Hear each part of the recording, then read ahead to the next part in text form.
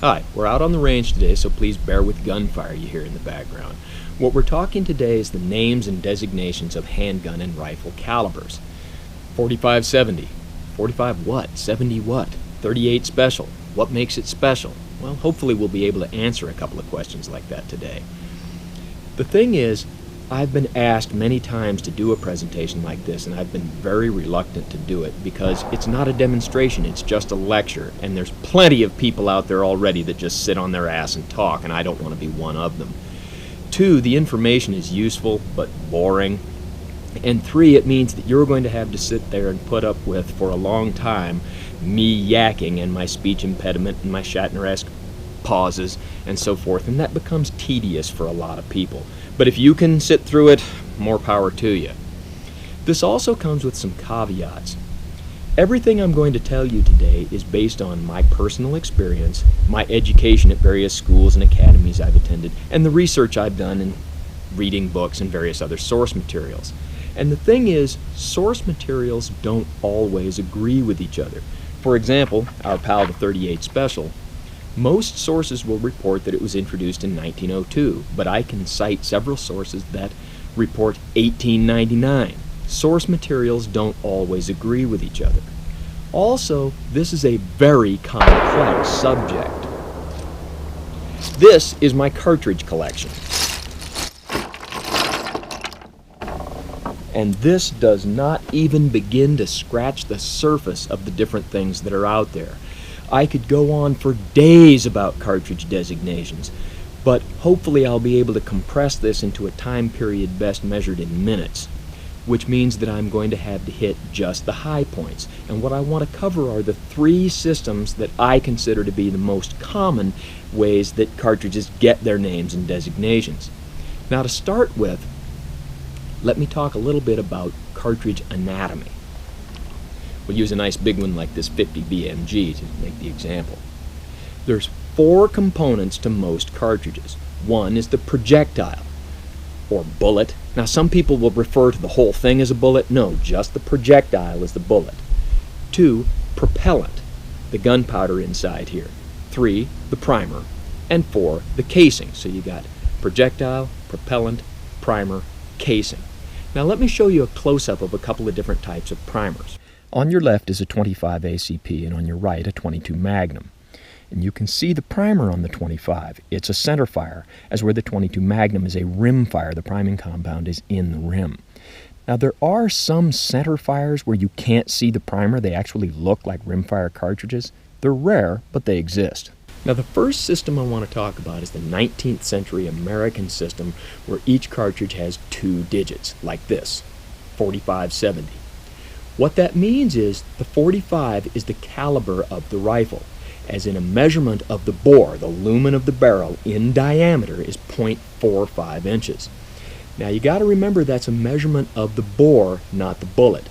The bullet has to be bigger than the diameter of the barrel so that it can be squeezed tightly into the barrel for the proper compression, and so it will grip the rifling, the spiral grooves in the barrel, to put a spin on that bullet and gyroscopically stabilize it. So even though the bore of this rifle is 4.5, the bullet diameter is 4.58. And this is really common for just about all calibers. The second number, 70, is a measurement of weight. It's the weight of the powder charge inside the casing expressed in grains. It takes 437 grains to make an ounce, and there's 70 grains of black powder in this casing. Now, people will dispute how many grains it takes to make an ounce because there's apothecary ounces and Troy ounces. I'm talking about the English system of ounces where it takes 16 ounces to make a pound. It takes 437 grains to make an ounce, and the cartridge casing in this case has 70 grains of powder in it. Now, let me show you a close-up of some common black powder cartridges. From left to right, we have the 45-70, the 50-70, the 38-55, 32-40, 32-20, 44-40, and 38-40. These smaller cartridges are rifle cartridges, even though there were a lot of handguns chambered in these rounds. Much in the same way that a 22 long rifle is a rifle cartridge, although there's lots of handguns that shoot 22 long rifle. The two-number black powder system is pretty simple and pretty straightforward, but right now there's a lot of people out there shaking their heads and saying that I have no idea what I'm talking about. There are a few people that will use the example of the 4440, and they will claim that what that means is a 44 caliber casing necked down to a 40 caliber bullet. No, that is not the way the system works. This is not a 40 caliber bullet. By that standard, then a 4570 would be a 45 caliber casing necked up to a 70 caliber rifle. I'd love to see the feed system on that rifle. That isn't the way the system works. However, there are a few quirks to the system. A couple of big things are, the 4440 again makes a good example, that not everything is the caliber or designation that it's claimed to be. 4440 should mean a 44 caliber rifle? No. This is a 429 diameter bullet, sometimes a 430 depending on the ammunition you buy, that is compressed down to basically a 42 caliber rifle. 44 caliber cartridges, the 4440, 44 Special, 44 Magnum, are not really 44 caliber.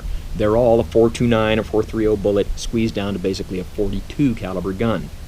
Things are not always what they're claimed to be, and that'll come up several times. Also, in the world of the original black powder rounds, handgun rounds didn't typically go by this system. Usually handgun rounds had a number and a name, such as 38 Smith & Wesson, 38 Short Colt, 38 Long Colt, 45 Colt, and the list goes on. Let me show you a close-up of some of those cartridges. On your left is a 45 Colt, followed by the 38 Short Colt, 38 Long Colt, 38 Smith & Wesson, and for comparison here's a 3840, which although a rifle cartridge, there were handguns chambered in that. And it's very typical that your black powder cartridges for handgun rounds do not carry a powder charge designation with them. Couple of things about these. You see the 38 Short Colt and 38 Long Colt. Some people will call the 45 a 45 Long Colt.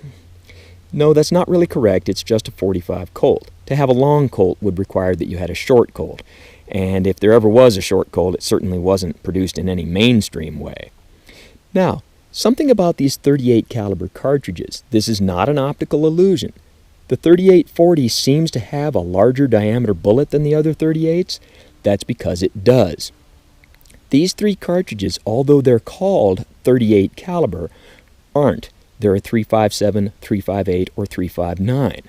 And the 3840, although called 38 caliber, it isn't either, but it is a 375 diameter bullet. So although all of these are called 38 caliber, they're not all the same diameter. Now let me show you something with those 38 rounds. This is a 38 Special revolver. And if I were to take this 38 Short Colt and put in here, it fits just fine because it's the same diameter as a 38 Special, just shorter. If I were to take this 38 Long Colt, now that's longer, but still not as long as a 38 Special, chambers just fine. But if I were to take this 38 Smith & Wesson, doesn't fit because it's, although called a 38, slightly greater diameter, and it is not one-way interchangeable with the 38 Special. However, if you buy 38 Smith & Wesson ammunition that isn't 100 years old, most of the time it will chamber in a 38 Special revolver. So when someone tells you that 38 Smith & Wesson is not one-way interchangeable with 38 Special, they're right. And when someone tells you that it is one-way interchangeable, they're right too. Part of the idiosyncrasies of cartridges. But this is a good time to ask the question, what makes a 38 Special special? Well, in the 1800s, 38 caliber rounds, which weren't really 38 caliber, were very popular. 38 Short Colt, 38 Long Colt, the list goes on. In 1902, according to most sources, the 38 Special was invented, and it's the same diameter of casing, just longer. Greater case capacity, a bigger powder charge, and it's more powerful than all those other 38s, making it special. So, with a few idiosyncrasies and inconsistencies like that, the black powder system is pretty straightforward and pretty easy to understand. But it became obsolete in the mid-1890s when we started phasing out black powder and introducing modern smokeless powder cartridges, and things changed a great deal, at least here in the U.S. But before I go into that, let's go across the pond and look at the European designation. Here's a really common one, 762 by 39. Well, this is a measurement of the diameter of the bore, and then the second number is a measurement of the length of the casing. Now, not the length of the entire cartridge, just the casing. This isn't a 762 by 39. And that is, again, a pretty straightforward system. But the question comes up, okay, 7.62 watts and 39 watts. Well, I have to say an obscenity at this point. The metric system. As soon as I say that, I become Ms. Othmar. And a lot of people's brains turn off and they don't hear a word I say after that. You don't have to understand the metric system to understand how this cartridge designation system works. The diameter of the bore is 7.62 millimeters, and the length of the casing is 39 millimeters. Now let me show you a couple of other really popular European cartridges. The 7.62 by 51 and the 7.62 by 51R. Well, they have the same diameter bore and the same length of casing, and you might think that they're really similar or even interchangeable. Let's take a close-up look at them. On your left is a 7.62 by 51, and on your right is a 7.62 by 51R. And although they are the same caliber and the same length, the cartridges are not really similar, and they are absolutely not interchangeable. The R designation means rim. You can see this cartridge has an old-school rim on it, while the 7.62 by 51 has a recessed rim. It's a more modern design. These cartridges may look familiar to some of you, and they should. 7.62 by 51 is the European designation for a 308 Winchester, and 7.62 by 51R is a 30-30. So the European system is pretty basic, pretty straightforward, but it has its caveats and its exceptions. Now, I showed you the 7.62 by 51R. Every once in a while, you'll come across ammunition that's marked 7.62 by 51D. D? That just means that it was manufactured in a country where, in whatever language they speak, their word for rim is a word that starts with the letter D. Just about the time you think you've got it figured out, you see something different. There's also the fact that, just like the American black powder system, quite often handgun cartridges don't have the two-number system. They have a number and a name, like 9mm Luger or 7.62 Nagant or something like that. And this gets to be a little confusing when you buy a handgun that has the two-number designation, 9 by 19, which is the two-digit designation for 9mm Luger. And so your gun says 9 by 19, then you go down to Walmart and buy 9mm Luger ammunition. Is that the same thing? Yes. A really confusing one is a 380 ACP. And this Beretta handgun is caliber 380 ACP, but it's very clearly marked caliber 9 Corto. Sometimes as you go from one country to another, one cartridge will take on all kinds of different names. A 380 ACP is known as a 9mm Corto, a 9mm Kurz, a 9 by 17, a 9mm short, and here in the US, a 380 ACP. So does that mean that the bullet diameter or the bore diameter of a 380 and a 9mm are the same? Yes. The casing on a 380 is just shorter. However, most of the time they are not one-way interchangeable. But the math doesn't add up. 9mm and 380? Hold on. If you convert 9mm to the English system, it is .360. That's certainly not .380. Well, the reality is neither of them are truly 9mm. Most of the time your ammunition is a .355 bullet diameter that is squeezed into basically a .35 caliber gun. Again, things are not always what they're called. And a 380 ACP that's actually a .35 caliber bore most certainly is not 380. Things aren't always what they're called, and it can be very confusing. Frustrated yet? Wait, it gets even worse. Now the next system I want to explain, and I use the word system loosely because there is no industry standard, is the modern 20th and 21st century way we give cartridges their designation and names here in the US. Now, the two-digit system, like 4570, worked out really well until the late 1800s when we started making the transition from black powder cartridges to modern smokeless powder cartridges. Modern powder doesn't take near as much powder to get the same job done. So although 4440 sounds pretty good, for reasons of the marketplace you wouldn't want to call something a 44-7. That wouldn't sound good. Also, modern powder, there's a lot of different types of powder, so it's not just a concern of amount, but a concern of type.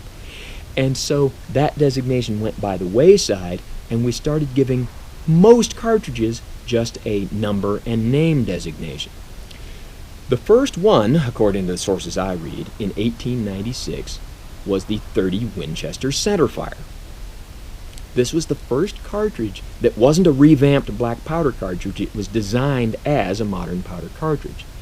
The problem with it was that people didn't understand what does that mean, and it ended up years later getting a black powder designation, just so people would understand the size of the cartridge, and it ended up being called the .30-30, even though it was never a black powder round. But when the .30 Winchester was introduced in 1896, very shortly thereafter, other gun companies wanted to join on this modern powder bandwagon, and so Remington created a similar cartridge called the .30 Remington. And then Savage Corporation, they wanted to have their version, but they wanted to sound cool. So they didn't just call it a .30 Savage, they called it a 300 Savage. And if you've gone past 4th grade math, you know that .30 and .300 are the same diameter. And this is when we start seeing a lot of things that are given names for reason of the marketplace, more so than for reason of practicality and description. Also in the late 1800s, the government finally did away with the 45-70 rifles they'd been using for decades and replaced this with a new modern rifle that was bolt action and called .30 U.S. Army or .30 U.S. Government. Well, that cartridge, like so many military cartridges, found its way onto the civilian market and needed a civilian designator. And like the .30-30, it ended up getting a black powder designator, the .30-40, even though it was never a black powder round. Now, here's where I get into where I can explain the way a couple of modern cartridges are named. The .30 U.S. Government didn't catch on. The government didn't really like it and replaced it a very few years later and got rid of the Krag rifle to shoot it and replaced it with the Springfield Model 1903 rifle. So it's a 1903 Springfield, and replaced it with a new, different .30 U.S. Government cartridge. Well, it's still .30 caliber and it's still U.S. Government, but it needs a different name. Oh, I know. We'll call it the .30 Government Model 1903, or .30-03. Yes, it is .30-03, Wilberforce. You have spent a lifetime telling me that I don't know what I'm talking about, when in reality, you're the one that doesn't know what they're talking about. And I have to ask you, how has that worked out for you?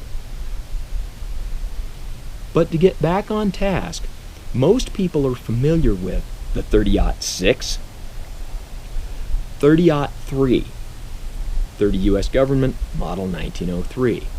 At this point, where a lot of people, not just Wilberforce, will tell me that I don't know what I'm talking about. Let's use some logic. The Model 1903 rifle, do you really think they made a rifle in 1903 and then didn't manufacture ammunition for it for 3 more years? Then there's also the really pesky thing of this cartridge I'm holding in my hand, which is stamped pretty clearly .30-03. About 3 years later, when the government decided they didn't like that round, they revamped it and came up with something that's really the exact same thing, but they changed the throating on the casing just a little and got rid of the 220 grain bullet and replaced it with a 150 grain bullet and came up with the .30-06 as we know it today, which means .30 caliber, 1906. Pretty simple system. But let's throw a twist in there. What about the .25-06? 25 caliber 1906? No. 25-06 was something that some people custom made. They liked the 30-06, but wanted something with a smaller diameter bullet for more velocity and longer ranges, like when you're hunting antelope or coyotes. So some backyard mechanics and some gunsmiths created their own cartridges in a system called wildcatting by reforming some 30-06 brass and necking it down to 25 caliber and then making some custom guns to shoot it. Well, that caught on, and after a while, mainstream gun companies decided, yes, we should mainstream this and make it for everybody, and so they came out with the 25-06 as we know it today. So even though it seems like it was introduced in 1906, no, it actually became something manufactured in the mainstream in 1967. And this is something that will frustrate you with the way modern cartridges are named and designated. Another one is 30 Winchester. Okay. Well, after a while we came out with other 30 caliber cartridges. Winchester came out with a 30 caliber round that was very big and very powerful and seriously meant to hunt moose, buffalo, grizzly bear. And it was a new, bigger version of the 30 Winchester, which they called the 300 Winchester to make it sound like it's bigger and more powerful. And not only that, they stuck the word Magnum on there, 300 Winchester Magnum. What does Magnum mean? That's a word that comes from the bottling of champagne. A bottle of champagne is 750 milliliters, if I remember right. That's about 3/4 of a quart. Then they came out with an extra big bottle of champagne, and they called that a Magnum. And that term found its way into the gun world. And so in the gun world, it just means, Magnum means the bigger, more powerful version of something. Hence all those cartridges like 44 Special and 44 Colt, when they came out with the really most powerful version of it, they called it a 44 Magnum. And that word gets stuck on all kinds of things.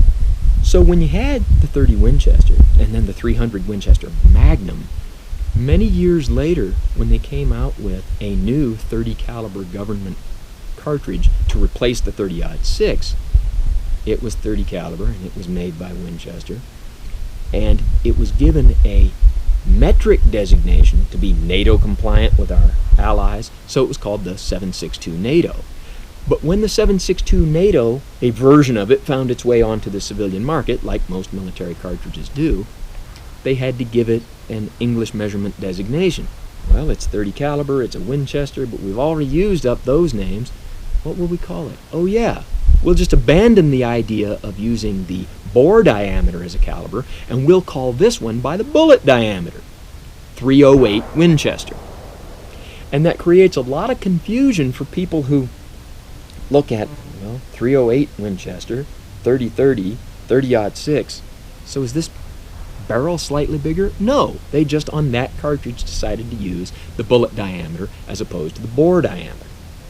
And you'll see that in other cartridges as well, like the 257 Roberts. No, it's just 25 caliber. The bullet diameter is 257, which is pretty common for most 25 caliber rifles. You'll see this in cartridges like the 458 Winchester Magnum. Okay, well, let me think about it. We know the 4570 had a 458 bullet. So does that mean that this has a bigger bullet and it's actually the bore is bigger than 45 caliber? No, they just for that decided to use the bullet diameter instead and stuck the word Magnum on there to let you know that this is an extra powerful 45 caliber rifle. And it is. The 458 Winchester Magnum is very literally meant to be used to hunt Cape buffalo, rhino, that kind of thing. And this kind of system can get very confusing. Not only that, then some gun companies, they'll just make up a name that doesn't really have anything to do with what the cartridge is. Weatherby Corporation made their own version of a 458 Winchester Magnum, except it's significantly more powerful, and so they wanted to, for reasons of the marketplace, let you know it was more powerful. So they called it a 460 Weatherby Magnum. You think, so is it 46 caliber, not 45? No, it's the exact same 458 diameter bullet that shoots through a 45 caliber bore. They just called it a 460 so it would sound bigger. And you see that in a lot of modern cartridges. And the system gets so bogged down and confused. Let me show you a good one. The 250-3000. What is that? Well, it probably wasn't invented in the year 3000, and I doubt that it takes 3,000 grains of powder. That's just something that somebody made up. It's a .25 caliber bullet that they advertise at 3,000 feet per second. And I could go on for days about the different, confusing, weird things in cartridges. The thing I would really want to tell you is that for modern American cartridges, they're just names, and you've got to think about that kind of thing. Look at cars. Europeans love numbers for cars. The Porsche 911, the Porsche 944, BMW 315. As we're here in America, we like names. The Ford Fairlane, the Ford Galaxy, the Ford Fiesta. And that's all they are, is names. A Fiesta? Does that mean you only use it to drive to parties? No, it's just a name. And think on that in the same way that people have names. Remember, you look in that book of names and it tells you all these names. You can name your kids and what those names mean. Like my friend Mark, well, that's short for Marcus. Marcus means warlike. Well, you know, Mark has never been in the military and has never killed anybody. He's not warlike. It's just a name. My name is Paul, which, depending on which book you look in, means insignificant. Well, they got that part right. Or it means small. Well, I wear size large or extra large in every article of clothing I have, so I'm not a particularly small man. It's just a word that my mom thought would be fitting to insult me with. And so that's a really good way to look at cartridge designations in the modern world. And I wish I could give you something that was more satisfactory than you just got to wing it, because anymore a lot of things don't really mean anything, and you can't even count on that number designation to really accurately depict what caliber it is. And all I can tell you is read some books and then read some different books, and you'll be even more confused because source materials don't always agree with each other. So what's the bottom line? Black powder designation, a few idiosyncrasies, but pretty straightforward. European designation, a few idiosyncrasies, but pretty straightforward. Modern American system, lots of idiosyncrasies and not straightforward at all, and it can be very frustrating. So, if you've sat through this entire thing listening to me yak, I really appreciate it. Thank you for your indulgence, and I hope you found this information useful.